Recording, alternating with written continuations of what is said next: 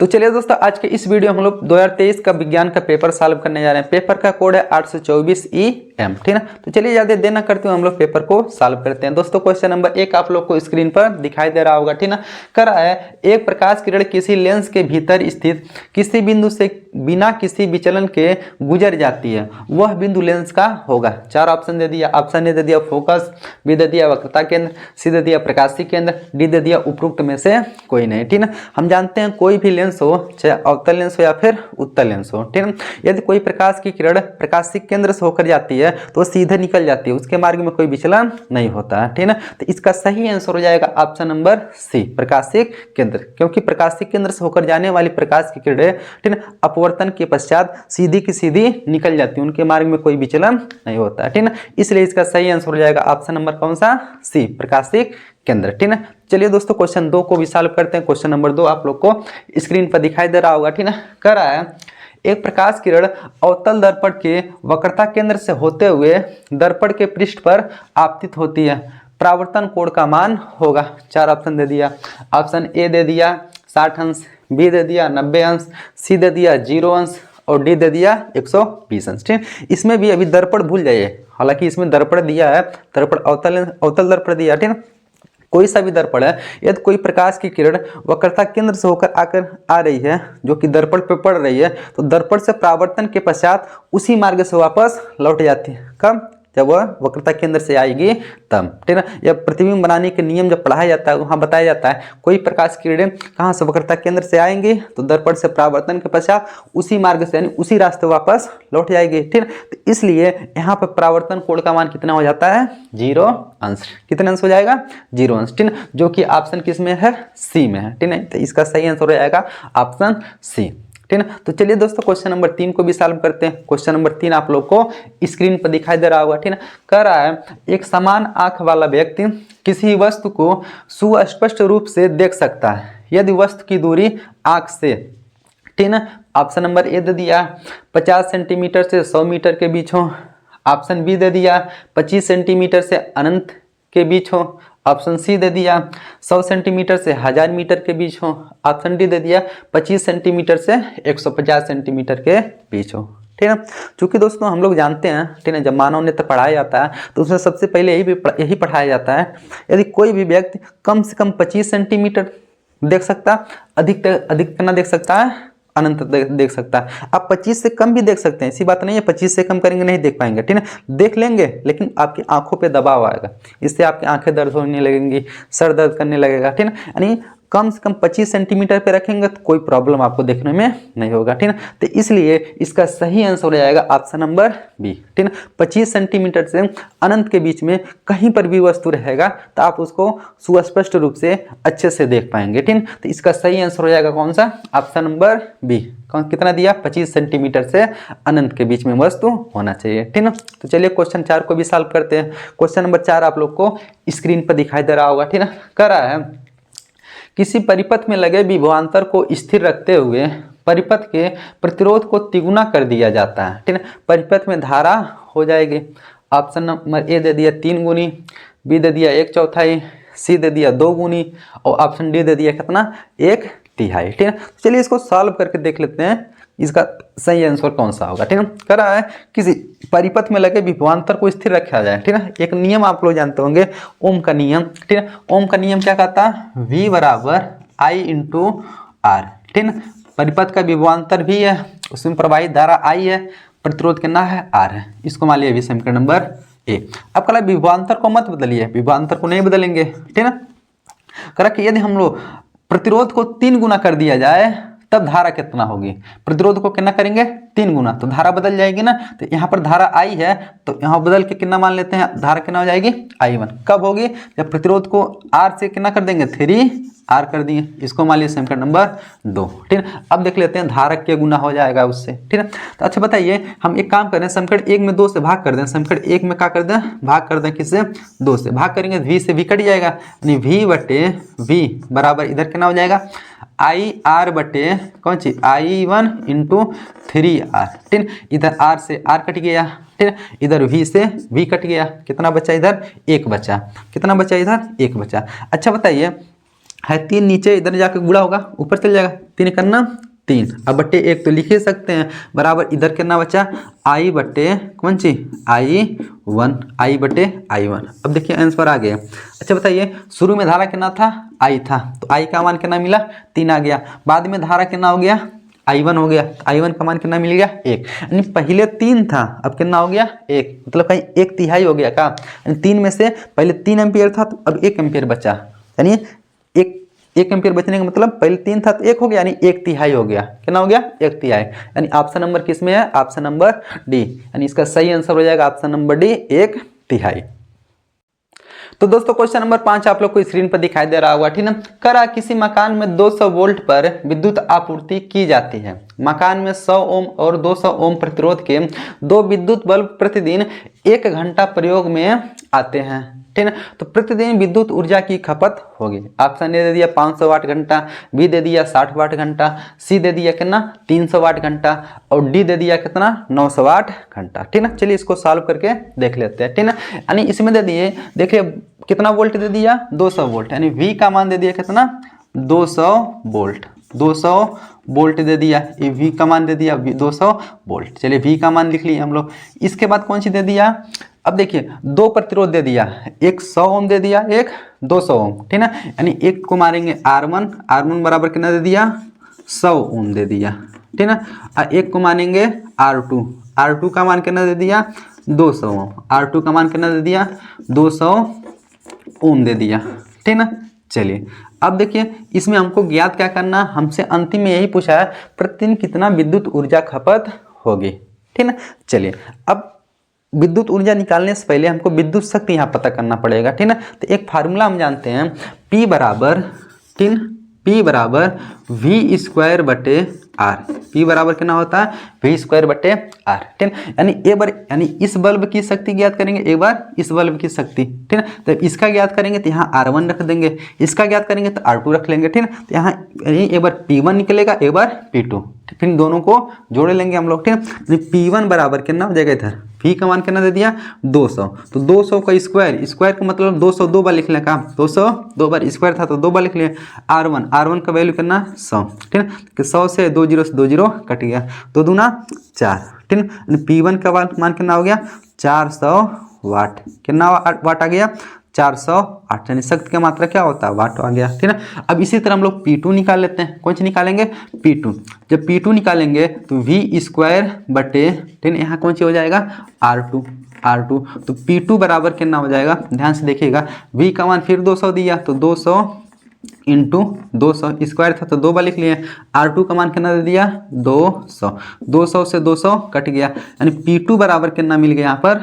200 वाट, कितना वाट हो गया 200 वाट। अब कुल शक्ति निकालने का, कुल शक्ति P बराबर P1 प्लस P2 करना पड़ेगा हमको, ठीक है। यानी कुल शक्ति निकालेंगे P बराबर क्या हो जाएगा P1 प्लस P2, ठीक है। तो P बराबर कितना होगा, P1 का मान कितना आ गया 400, ठीक है, इंटू नहीं बीच में प्लस है ना, प्लस P2 का मान कितना है 200, ठीक है। और 4 2 कितना हो जाएगा, P का मान कितना हो गया 600, ठीक है वाट, ठीक है 600 वाट। लेकिन हमको क्या पूछा है विद्युत ऊर्जा, यानी कितना ऊर्जा खपत होगा। तो एक फार्मूला और हम लोग जानते हैं, ठीक है ना, चलिए यही लिख लेते हैं, P बराबर कौन सी W बटे T, यानी व्यय ऊर्जा को W से दर्शाते हैं, ठीक है। लेकिन क्या घंटा में पूछा है 1 घंटा ना, तो T का मान 1 हो जाएगा, P का मान 600 हो जाएगा, ठीक है। यहाँ रखेंगे 600 बराबर W का मान पूछा, T का मान रखेंगे 1, ठीक है। एक को इधर बजेंगे 600 का नाम 600, यानी यहाँ पर हमको देख लिए W का मान कितना हो गया 600, ठीक है ना।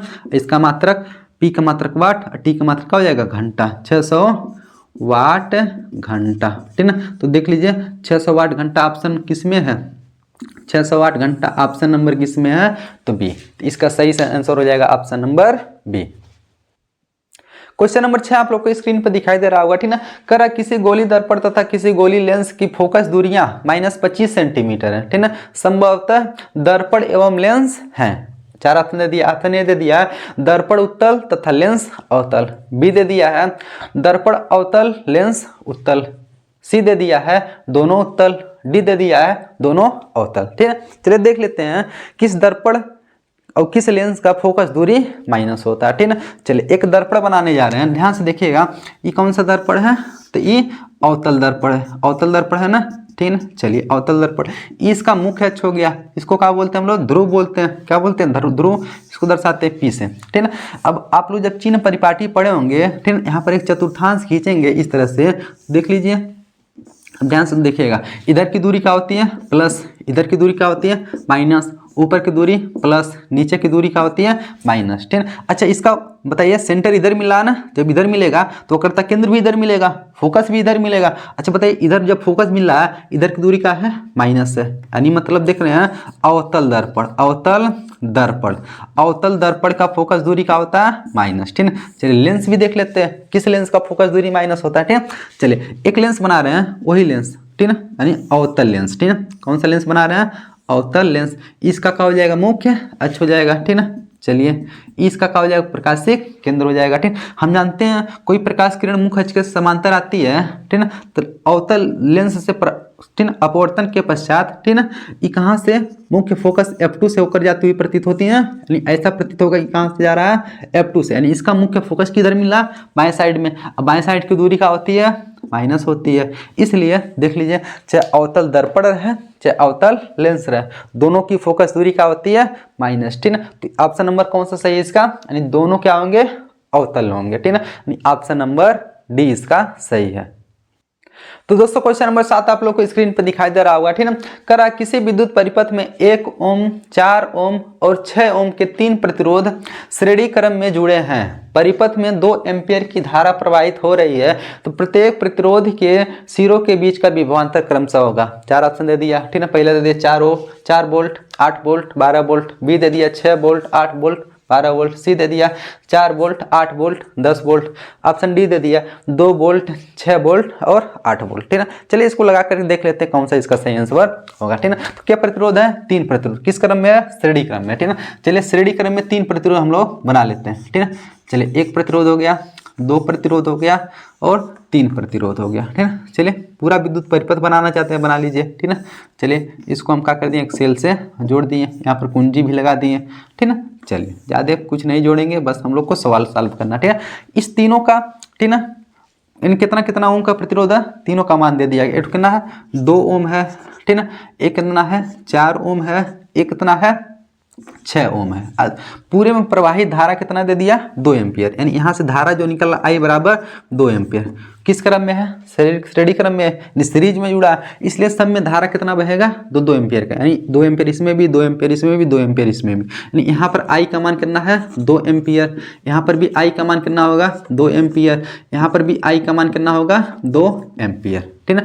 यहाँ पर R का मान यानी R1 दे दिया, R2 दे दिया है और एक कौन सी दे दिया R3 दे दिया, ठीक है। अब हमसे क्या पूछा है कि यहाँ पर वोल्टेज बताइए, यहाँ वोल्टेज बताइए, यहाँ वोल्टेज बताइए। चलिए यहाँ ओम का नियम लगा निकाल लेते हैं, यहाँ पर भी ओम का नियम लगाएंगे, यहाँ पर भी, ठीक है। यहाँ पर कैसे निकालेंगे, ओम का नियम क्या कहता है V बराबर I इंटू R, यही ओम का नियम कहता है ना। लेकिन यहाँ पर तो I रहबे करेगा, R नहीं, कौन सी लिख लेंगे R1, ठीक है। तो इसलिए यहाँ पर कितना हो जाएगा, कुछ नहीं करेंगे, I का गुणा R1 में करेंगे तो V मिल जाएगा, यहाँ I का गुणा R2 में करेंगे फिर V मिल जाएगा, फिर I का गुणा R3 में करेंगे फिर V मिल जाएगा। नहीं यहाँ वोल्टेज निकालना रहेगा तो दोनों का गुणा कर लीजिए, क्योंकि देखिए प्रतिरोध काम किस में, प्रतिरोध का हम लोग धारा में गुणा करते हैं तो कौन सी मिलता है वोल्टेज विभवांतर मिलता है। तो यहाँ देखिए प्रतिरोध का धारा में गुणा कर लीजिए, 2 दूना 4, यहाँ कितना वोल्ट हो जाएगा 4 वोल्ट हो जाएगा, 4 दूना 8, यहाँ कितना वोल्ट हो जाएगा 8 वोल्ट हो जाएगा, यहाँ 6 दूना 12, यहाँ कितना हो जाएगा 12 वोल्ट। देखिए ऑप्शन किस में सही है, यानी 4 वोल्ट 8 वोल्ट 12 वोल्ट है किसी में, तो ऑप्शन नंबर किस में है 4 volt 8 volt 12 volt, option number A. Option number A में देखेंगे 4 वोल्ट है 8 वोल्ट और 12 वोल्ट, ठीक है, यानी इसका सही आंसर हो जाएगा ऑप्शन नंबर ए। तो दोस्तों क्वेश्चन नंबर 8 आप लोग को स्क्रीन पर दिखाई दे रहा होगा, ठीक है, यानी एक रिएक्शन दे दिया, कितना दे दिया Zn प्लस H2SO4 दोनों का क्रिया करवाया है, तो बनना ZnSO4 प्लस हाइड्रोजन गैस निकला, यानी जिंक सल्फेट बना और हाइड्रोजन गैस निकला। पूछ रहा है इसमें अपक्रिया है, ऑप्शन ए दे दिया संयोजन अपक्रिया, बी दे दिया विस्थापन अपक्रिया, सी दे दिया वियोजन अपक्रिया और डी दे दिया द्विविस्थापन अपक्रिया, ठीक है। चलिए इसका सही आंसर हो जाएगा ऑप्शन नंबर बी, कौन सा विस्थापन अपक्रिया। क्यों, क्योंकि जिंक देख लीजिए हाइड्रोजन को क्या कर दे रहा विस्थापित कर दे रहा है, H2SO4 में से हाइड्रोजन को विस्थापित करके जिंक उसके स्थान पे आ गया, ठीक है। तो इसलिए यहाँ पर कौन अभिक्रिया हो जाएगा, विस्थापन अभिक्रिया, ठीक है। यानी यहाँ हाइड्रोजन को जिंक किस लिए विस्थापित कर दिया, क्योंकि सक्रियता श्रेणी में जिंक जो है हाइड्रोजन से कहाँ रहता है, ऊपर रहता है। जो भी तत्व हाइड्रोजन से ऊपर रहते हैं सक्रियता श्रेणी में, ठीक है, उनकी क्रियाशीलता ज्यादा होती है, इसलिए वो सभी के सभी तत्व हाइड्रोजन को क्या कर देते हैं, विस्थापित कर देते हैं। उन्हीं में से एक जिंक भी है जो कहाँ है, सक्रियता श्रेणी में जिंक से हाइड्रोजन से ऊपर है, इसलिए हाइड्रोजन को क्या कर दे रहा, विस्थापित कर दे रहा, ठीक है। तो इसलिए यहाँ पर कौन सा अभिक्रिया हो रहा है, विस्थापन अभिक्रिया, जो कि ऑप्शन नंबर बी में दे दिया है, ठीक है। तो चलिए दोस्तों क्वेश्चन नंबर 9 को भी सॉल्व कर लेते हैं। क्वेश्चन नंबर 9 आप लोग को स्क्रीन पर दिखाई दे रहा है, ठीक है। कर रहा है Na2CO3 का प्रचलित नाम है, यानी Na2CO3 जिसको बोलते हैं सोडियम कार्बोनेट का प्रचलित नाम, ठीक है। यानी ऑप्शन ए दे दिया ब्लीचिंग पाउडर यानी ब्रेंजक चूर्ण, ऑप्शन बी दे दिया बेकिंग पाउडर, सी दे दिया धावन सोडा और डी दे दिया प्लास्टर ऑफ पेरिस, ठीक है। तो इसका सही आंसर हो जाएगा ऑप्शन नंबर सी, जिसका नाम क्या है, धावन सोडा, ठीक है। धावन सोडा का नाम क्या होता है, धावन सोडा का फार्मूला Na2CO3, ठीक है। किसी किसी बुक में, ठीक है, कभी कभी इसको लिख लेता है कौन जी, Na2CO3 × 10H2O, 10H2O भी दिया रहेगा तब पर भी सही है, या फिर पानी के साथ नहीं लिखा रहेगा इसका फार्मूला तब पर भी सही है, यानी इसका सही आंसर हो जाएगा ऑप्शन नंबर सी, ठीक है। तो दोस्तों क्वेश्चन नंबर 10 भी आप लोग को स्क्रीन पर दिखाई दे रहा है, ठीक है। कर रहा है कॉलम ए में देखिए, कॉलम ए में दिए गए यौगिकों का सुमेलन कॉलम बी में दिए गए अनेक उदाहरणों से कीजिए, यानी दो कॉलम दे दिया, एक तरफ कॉलम ए दे दिया, एक तरफ कॉलम बी दे दिया, ठीक है। अब करा कि कॉलम ए में, ठीक है, जो भी क्वेश्चन दिया कॉलम बी में उसका एग्जाम्पल दिया, वो हमको मैच करवाना, ठीक है। पहला हम दे दिए, देखिए हेलो एल्केन, हेलो एल्केन किसे कहते हैं, ठीक है। जहां हमको क्लोरीन, ब्रोमीन, आयोडीन, फ्लोरीन दिखाई दे देगा, ये कौन से समूह में जाएंगे, हेलो एल्केन में, ठीक है। तो कॉलम बी में देखिए कहीं क्लोरीन, ब्रोमीन, आयोडीन में से कोई भी एक दिख रहा है, ठीक है। तो उसमें देखिए ऑप्शन नंबर 2 कौन सा, आप वहां देखिए कॉलम सेकंड में दूसरे नंबर पे कौन सी है, क्लोरीन है। जब क्लोरीन दूसरे नंबर पे है, यानी ए का, ठीक ना, संबंध किससे है, दूसरे वाले, यानी कॉलम ए में के ए का संबंध कॉलम बी के दूसरे वाले से, यानी ए का संबंध किससे हो गया, दूसरे वाले से हो गया, ठीक ना, ए का संबंध दूसरे वाले से हो गया। दूसरे वाले में इसमें देखिए कॉलम बी में बी दे दिया एल्कोहल, एल्कोहल का पहचान कैसे करते हैं, जहां कहीं भी हमको OH दिखाई देगा उसे हम पहचान लेंगे ये किस ग्रुप का है, एल्कोहल ग्रुप का है, ठीक है। तो OH देखिए कहीं देखिए कॉलम बी में सबसे ऊपर दिखाई दे रहा है, ठीक ना, OH है, इसलिए बी का संबंध किससे हो जाएगा, एक से, बी का संबंध किससे हो जाएगा, एक से हो जाएगा। कीटोन, इसमें देखिए कॉलम ए में सी में दे दिया कीटोन ना, कीटोन की पहचान कैसे करते हैं, कहीं हमको CO दिखाई देता है, कौन सी CO, यानी C डबल बॉन्ड O दिखाई देता है, तो पहचान लेंगे ये कीटोन है। कहीं आपको CO दिखाई दे रहा है तो ऑप्शन नंबर 10 यानी कॉलम बी में सबसे नीचे जाइए, चौथे नंबर पे देखिए वहां पर CO दिखाई दे रहा है, C डबल बॉन्ड O नीचे बनाया हुआ है, ठीक है। यानी इसका सही आंसर हो जाएगा, यानी सी वाले का मिलान किससे हो जाएगा, सी वाले का मिलान हो जाएगा 4 नंबर से। ऑप्शन डी बचा एल्कीन, एल्कीन की पहचान कैसे करते हैं, जहां हमको डबल बॉन्ड दिखाई देता है वहां कौन सी होता है, एल्कीन। डबल बॉन्ड कहीं है इसमें, तो डबल बॉन्ड है तीसरे नंबर से, ठीक है। डी का संबंध हो जाएगा किससे, तीसरे से, ठीक है। चलिए अब देखिए ये ऑप्शन देखिए किस में है, ए 2, बी का 1 से, सी का 4 से और डी का 3 से, ठीक है। यानी ए का 2, बी का 1, सी का 4 और डी का 3, ठीक है। कहीं देखिए ऑप्शन नंबर ए है का, ऑप्शन नंबर ए में ए का 3, ए का 2 से, बी का 1 से, सी का 4 से और डी का 3 से, ठीक है। तो इसका सही आंसर हो जाएगा ऑप्शन नंबर ए। दोस्तों क्वेश्चन नंबर 11 आप लोग को स्क्रीन पर दिखाई दे रहा होगा, ठीक है। करा कि 4 धातुएं हैं, ऑप्शन नंबर ए दे दिया BeMgCa, ऑप्शन बी दे दिया Li Na के यानी लिथियम, सोडियम, पोटेशियम, बी दे दिया बोरान बी यानी एल्युमिनियम Al, ठीक है, Ga गैलियम दे दिया, ऑप्शन नंबर डी दे दिया Cu कॉपर दे दिया, Ag सिल्वर दे दिया, Au यानी सोने का प्रतीक दे दिया, ठीक है। इसमें पूछ दिया है कौन सी 4 धातुएं हैं, तो 4 धातुएं किसे कहते हैं, यानी जब पीरियोडिक टेबल हम लोग पढ़ते हैं तो पीरियोडिक टेबल में, ठीक है, यानी प्रथम समूह में, ठीक है, पहले वाले वर्ग में जितने भी धातु तत्व आते हैं उन सभी तत्व यानी उन सभी धातुओं को हम लोग कौन सी बोलते हैं, 4 धातुएं, जैसे लिथियम हो गया, सोडियम हो गया, पोटेशियम हो गया, ठीक है। यानी ये सब कौन सी धातुएं हैं, 4 धातुएं, ठीक है। तो देखिए लिथियम, सोडियम, पोटेशियम ऑप्शन किस में है, बी में, तो इसका सही आंसर हो जाएगा ऑप्शन नंबर बी, ठीक है। तो चलिए दोस्तों क्वेश्चन नंबर 12 को भी सॉल्व कर लेते हैं। क्वेश्चन नंबर 12 आप लोग को स्क्रीन पर दिखाई दे रहा होगा, ठीक है। करा एल्काइन का समान सूत्र होता है, ठीक है। तो एल्काइन का समान सूत्र क्या होता है, ठीक है, यानी एल्काइन यानी CnH2n, ठीक है, -2, एल्केन का क्या होता है CnH2n+2 +2 रहेगा तो एल्केन, और CnH2n रहेगा तो एल्कीन, और CnH2n-2 रहेगा तो एल्काइन। ठीक है, तो कहीं देखिए CnH2n-2 किसी ऑप्शन में दिख रहा है तो CnH2n-2 देखिए पहला में तो CnH2n है, या तो होगा नहीं, या तो एल्कीन है। CnH2n+2 बी वाले में यानी ये तो एल्केन है। ऑप्शन सी देखिए CnH2n-2 यानी ऑप्शन नंबर सी में मिल गया, यही इसका सही आंसर हो जाएगा। ठीक है, ऑप्शन नंबर डी में देखिए Cn+2 और H2n, ठीक है, ये तो ऐसे ही गलत है। ठीक है, तो इसका सही आंसर हो जाएगा ऑप्शन नंबर सी, यानी 12 का सही आंसर ऑप्शन नंबर सी। ठीक है, तो चलिए क्वेश्चन नंबर 13 को भी सॉल्व कर लेते हैं। क्वेश्चन नंबर 13 आप लोग को स्क्रीन पर दिखाई दे रहा होगा। ठीक है, फिर वही क्वेश्चन पूछा है निम्नलिखित में से क्षार धातुएं हैं, तो क्षार धातु बताया sodium potassium lithium sodium potassium कहीं पर भी मिल जाए, इका होती हैं प्रथम वर्ग में आते हैं, प्रथम समूह में ये क्षार धातु है। कहीं ऑप्शन में देखिए सोडियम है का, यानी ऑप्शन नंबर ए में सोडियम मिल गया। सोडियम कैसी धातु है? क्षार धातु। ठीक है, तो ऑप्शन नंबर ए यानी 13 का ऑप्शन नंबर ए सही है। ठीक है, तो चलिए अब क्वेश्चन नंबर 14 को सॉल्व कर लेते हैं। दोस्तों क्वेश्चन नंबर 14 आप लोग को स्क्रीन पर दिखाई दे रहा होगा। ठीक है, करा पौधों में जड़ों द्वारा अवशोषित जल व खनिज लवण का परिवहन किसके माध्यम से होता है? पौधों में देख लीजिए जड़ों द्वारा अवशोषित जल व खनिज लवण का परिवहन किसके माध्यम से होता है?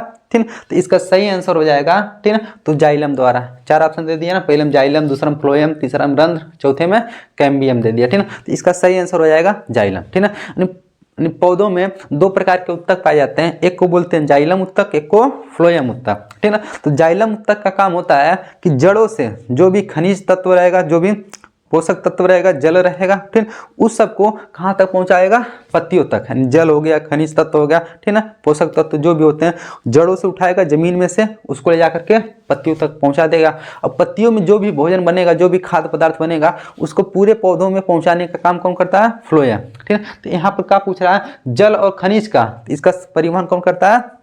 तो जाइलम। इसका सही आंसर हो जाएगा ऑप्शन नंबर ए यानी जाइलम। ठीक है, तो चलिए अब क्वेश्चन नंबर 15 को भी सॉल्व कर लेते हैं। क्वेश्चन नंबर 15 आप लोग को स्क्रीन पर दिखाई दे रहा होगा। ठीक है, करा है स्वस्थ मनुष्य में सामान्य रक्तदाब यानी बीपी होता है, यानी ब्लड प्रेशर कितना होता है? ठीक है, यानी ये कब पढ़ाया जाता है? जब आपको, ठीक है, परिवहन तंत्र पढ़ाया गया होगा हृदय वाले चैप्टर में। ठीक है, वहाँ बताया जाता है कि धमनी में ब्लड किससे जाता है, सिरा में वापस ब्लड कैसे आता है। ठीक है, तो देखिए यहाँ पर यानी धमनी में जो ब्लड जाता है वो 120 के स्पीड से आता है, यानी 120 किलोमीटर प्रति घंटा नहीं होता है ब्लड।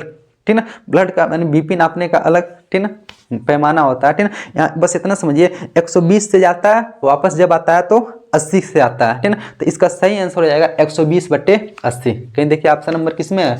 ऑप्शन ए में तो 140/90 गलत, बी में 140/100 गलत, सी में देखिए 120/80, यानी ऑप्शन नंबर इसका कौन सा सही हो जाएगा? सी, यानी 120 की स्पीड से जाएगा तो 80 की स्पीड से वापस आएगा। ठीक है, इसलिए इसका सही आंसर हो जाएगा ऑप्शन नंबर सी। ठीक है, तो चलिए अब क्वेश्चन नंबर कौन सा था? ये तो 15वां था।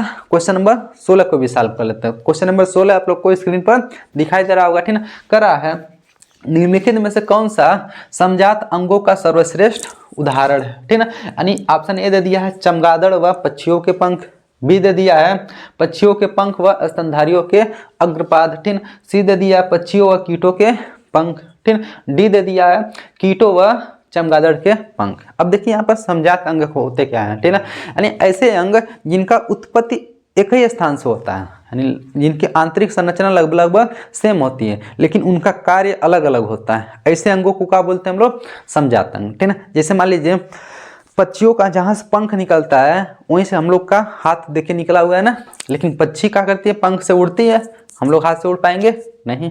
ठीक है, तो हम लोग का काम क्या हो गया? अलग अलग हो गया, लेकिन दोनों का संरचना लगभग क्या होता है? सेम। उत्पत्ति क्या होगा? एक ही स्थान से होगा। ठीक है, तो हम लोग का दोनों क्या हो जाएगा? समजात अंग है, दोनों का काम लेकिन अलग अलग है। जब काम अलग अलग हो, उत्पत्ति एक ही स्थान से हो, संरचना आंतरिक संरचना एक ही हो, तो उन अंगों को क्या बोलते हैं? समजात अंग। ठीक, तो देख लेते हैं इसका सही आंसर कौन सा होगा।